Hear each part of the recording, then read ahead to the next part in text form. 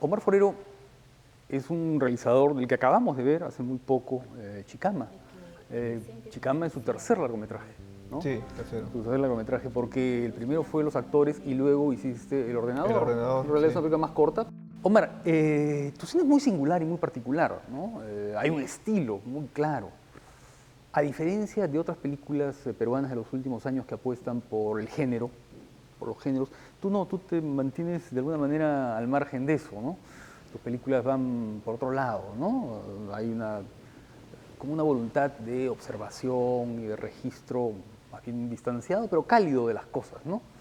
Y en ese sentido, tu cine se acerca mucho a ciertas ondas contemporáneas de cine, ¿no? A ciertas, hay como una especie de vínculo muy claro con lo contemporáneo, ¿no? Con lo que se está haciendo ahora en el cine. ¿Cómo ves tú eso? ¿Cómo trabajas tus proyectos, por ejemplo, no sé, Chicama? Chicama es una película sobre un joven, ¿no es cierto?, que tiene los problemas para obtener el trabajo que quiere, ¿no es cierto?, y decide irse a una pequeña comunidad. Lo que podría haber sido una película más narrativa, digamos, en el sentido de contar anécdotas sobre los niños, sobre la realidad, se convierte en una observación sobre el aprendizaje, ¿no? Con hechos mínimos, ¿no? Eh, ¿Cómo planteas, por ejemplo, esa dramaturgia? ¿Cómo vas construyendo eso? Yo creo que es un estilo ya dado por el CAP. Director tiene un gusto especial sobre lo que le gusta en una película. Y yo de tener influencias fue del cine minimalista, ¿no? De Bresson, Ozu, sobre todo esos dos autores yo vi mucho para hacer Chicama. Y yo creo que es un modo de ver ya que no, en mi caso, que no se piensa, o sea, no pienso cómo voy a hacer esta película, cómo voy a hacer la dramaturgia, sino que así es mi modo de ver las cosas, ¿no? Claro, tenía un poco que ver que no trabajo con actores para no poner escenas muy dramáticas, ¿no? Sino más bien no hacerlos enfrentarse a ellos a una actuación inauténtica, ¿no? Son las escenas en que no hay ni lágrimas, ni muchas risas, ni escenas muy dramáticas en las que ellos se puedan ver falsos, ¿no? Más bien mi intención es mostrar lo más real posible las cosas, por eso las locaciones también son las mismas locaciones que existen en la vida real, y por ahí va la búsqueda, ¿no? de este estilo, entre comillas, ¿no? Omar, ¿cómo llegas a tu primera película? ¿No? ¿Qué estudios tienes? ¿Cómo es el recorrido ese que terminan los actores? Ya, yo estudié comunicaciones en las carreras que enseñan en las universidades de comunicaciones, que llevas una parte de video y todo eso. Entonces yo hice mis videos, ahí me empeñé en esos cursos porque eran los cursos que me gustaban, ¿no? Pero de ahí terminé y siempre con la idea de algún momento hacer cine, pero no sabía cómo llegar al momento de hacer una película, ¿no? O sea, todo el mundo tiene las ganas, pero no sabe cómo es el camino. Y no hay tampoco un camino trazado, ¿no? Este, entonces, yo al salir de la universidad me dediqué a hacer pintura, me acuerdo, pintaba con óleo y eso. Pero en un momento dijo, si quiero hacer cine ya tengo que empezar ahorita. Entonces de ahí viajé a Lima. Viajé a Lima, conocí a los patas de Guarango, entonces ahí me metí a editar con ellos un par de años. Ahí hice un corto también, un cortometraje. Y luego regresé a Trujillo y empecé a hacer un festival de video independiente allá. Porque en Guarango había una movida así de video independiente, todos hacían sus cortos y los mostraban y todo. Entonces empecé a hacer eso y hice otro corto que sí, esta vez sí obtuvo un premio nacional, que es La vida da vueltas. Y luego me dediqué a la publicidad. Entonces empecé a trabajar en publicidad. La idea era hacer dinero y con ese dinero hacer películas o ficciones, que era lo que me gustaba. Pero me vi envuelto en el mundo ese de la publicidad y que tienes que conseguir clientes y todo el tiempo estaba ocupado y nunca hacía lo mío, ¿no? Entonces ahí decidí dejar de hacer publicidad y ponerme a hacer un proyecto de largometraje. Y ese fue Los actores, ¿no? Pero para eso yo había ideado ya, porque como no hay un camino para el cine independiente, claro, uno tiene que idearse su tipo de producción. Entonces lo que se me ocurrió fue hacer un taller de actuación para video a los alumnos que estudiaban teatro en Trujillo. Entonces fui a la escuela, convoqué, vino mucha gente porque a los actores les interesa también mucho la televisión y esto. Pero al segundo día de los 20, 25 quedaron 5 y con esos continué el taller y el guión mismo salió de las historias y que ellos me contaban o que improvisaban en los talleres, ¿no? Entonces Paré el taller durante un mes y le dije, voy a hacer el guión en este mes, el siguiente mes nos vemos y ya empezamos a hacer la película. Claro, porque Los Actores es una película que va siguiendo varios personajes, ¿no es cierto? Varios personajes que de alguna manera tienen una vinculación, tal vez no necesariamente física, pero digamos, hay una condición en ellos que los acerca, ¿no? Y en ese sentido, claro, es una película que entra un poco en esa línea de películas corales, ¿no? Que además, a partir de Vidas Cruzadas de Altman, luego, no sé, hay varias películas que van contando historias que se van entrecruzando, ¿no? Sí, eran como 3, 4 historias, ¿no? 4 personajes, sí. Y fuiste incorporando, dices, lo que ellos te iban contando, lo Sí. que ellos iban representando. Sí, el taller, yo no soy ningún especialista en actuación tampoco. Entonces era intuitivo, yo les decía, vamos a enseñarles a que ustedes mismos sean ustedes mismos, pero delante de una cámara, ¿no? Que no es fácil, ¿no? Entonces salían, ellos improvisaban, yo los iba corrigiendo, no, esto es muy teatral, qué sé yo, ¿no? Háblame, ¿qué has hecho hoy día en tu vida? ¿Cómo te has levantado? Entonces se levantaban y le decían, no, esto a mí me suena falso, hasta que iban agarrando el ritmo y lograban comportarse como ellos mismos son en su vida diaria, y a partir de ahí empezaron a contar anécdotas de su vida, ¿no? Y las representaban. Y yo armé con eso una historia, ¿no? Filmé los actores y me fui con el material a Estados Unidos porque fui con una beca de estudiante, estudiar inglés, qué sé yo. Entonces yo llevé los actores, lo edité y lo mandé para acá.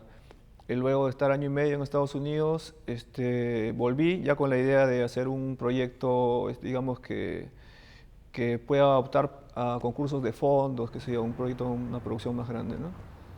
Entonces hice el guión de Chicama, pero Chicama no obtuvo el premio ese año que lo hice ni el siguiente que participé.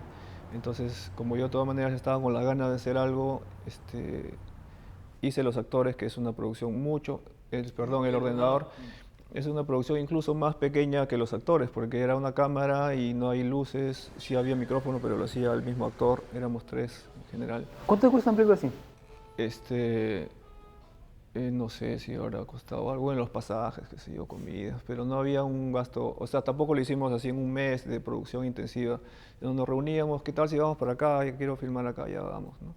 Entonces, no te podría decir un costo, pero es mínimo, ¿no? Ahora es una película singular, ¿no? Porque, claro, empieza con una advertencia, digamos, ¿no?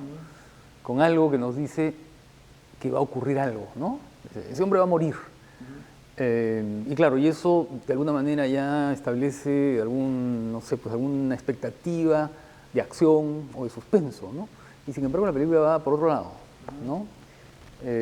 Vamos viendo el recorrido de este hombre por la ciudad y luego un viaje hacia su tierra, ¿no?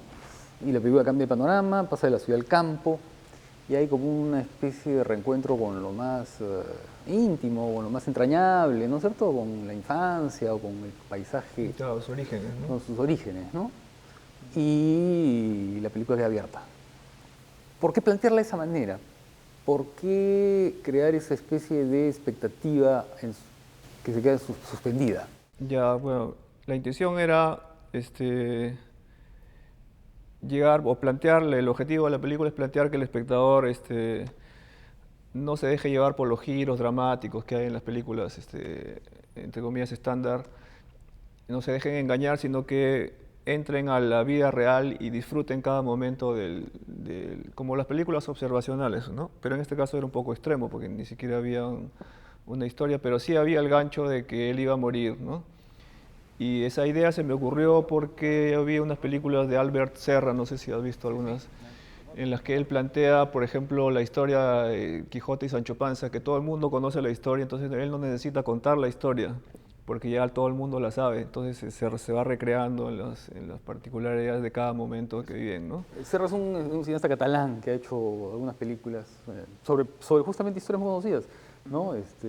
Don Quijote, sobre los Reyes Magos. Los Reyes Magos, sí. Claro, pero va desdramatizando. Lo que va haciendo es quitarles la sustancia, la dramática y las expectativas que uno puede tener y hacer que estos señores, que son míticos, ¿no es cierto?, aparezcan absolutamente cotidianos, ¿no? Ajá. Y ahí tiene su gusto eso también, cuando entra realmente a lo que propone. Entonces, eso es lo que más o menos quería yo, o sea, a partir de eso, ¿no? Claro, buena parte del cine narrativo podría decir lo mismo. Ese personaje va a morir. Claro, el asunto es cómo va a morir, en qué momento va a morir, ¿no es cierto? Claro. ¿Qué es lo que va a llevar o cómo va a llegar a esa muerte? Y eso es lo que justamente crea la trama, crea, ¿no? Y claro, y estaba bien eso porque así de ese modo tú sigues su vida o cada momento, aunque sea el más cotidiano, de un amor forma especial, porque sabes que esos momentos son sus últimos momentos y no se van a volver a repetir y tienen un sabor especial, ¿no? Es el último recorrido por las calles de Trujillo, es el último Claro. viaje, es la última visita a su origen, digamos, a su... Claro, y se le acaba el tiempo, entonces las cosas que hace tienen más valor, ¿no? Claro, claro. Ah, claro, esa sintonía con el presente, ¿no? Ajá, exacto. Siempre el Sí. presente que está... Sí, sí, sí. Claro. Lo que te quería preguntar es eso, Chicama es algo también interesante, porque de alguna manera también están los principios del ordenador, ¿no? Sí, tienes expectativas sobre cosas, pero son expectativas que quedan como congeladas, ¿no? Ujú. La película, de alguna manera, es un retrato de los personajes, es un retrato de ese lugar, pero también es un retrato sobre la situación de la educación, ¿no es cierto? En un lugar así, ¿no? Donde los profesores no se quedan, los profesores se van, hay una especie de precariedad permanente para la educación de los niños, ¿no? Entonces, tú puedes ver la película desde varios puntos de vista, ¿no? Pero, sin embargo, solamente están sugeridos, ¿no? Como que no están desarrollados. Los dejas ahí y los dejas ahí voluntariamente, ¿no? Conscientemente, creo. Sí, ahí la idea era que cada espectador concrete la historia en su cabeza, ¿no? Era un poco sugerir las cosas, ¿no? En ese estilo, digamos, minimalista, yo no quiero decir estas cosas funcionan así, o la educación está mal por esto, o la solución es esta, porque no la conozco. Y mi intención siempre es acercarme lo más posible a la realidad, más como un espejo que como alguien que propone una solución o algún problema, o ve un problema y dice esto está mal, ¿no? Claro, tus películas no son de tesis, pues, ¿no? O sea, se pueden abrir a muchas interpretaciones, ¿no? La soledad, ¿no es cierto? Personajes que se van del lugar donde están y nunca sabes. El final de los actores es muy claro en eso, ¿no? Están en la carretera y dicen, ¿dónde vamos? Vamos. Sí, ahí no Queda saben, abierto, ¿no? Queda una especie de incertidumbre. Lo mismo que pasa en el ordenador, lo mismo que pasa en Chicama, ¿no? Ese profesor regresa, pero ¿hasta cuándo? ¿No? ¿Qué va a pasar ahí? Claro, no son películas de tesis, ¿no? No son películas de demostración. Ahora sí,